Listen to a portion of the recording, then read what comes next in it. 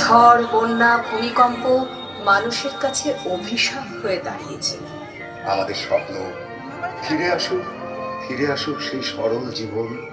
প্রকৃতিকে নির্ভর করে গড়ে উঠুন এই সভ্যতার জ্ঞান বিজ্ঞান।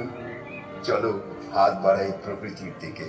তাই তো মাতৃ আরাধনার পূর্ণ লগ্নে এই সন্ধিক্ষণে মায়ের কাছে আমাদের একান্ত প্রার্থনা, সভ্যতার অটুট বন্ধন হোক প্রকৃতির সাথে।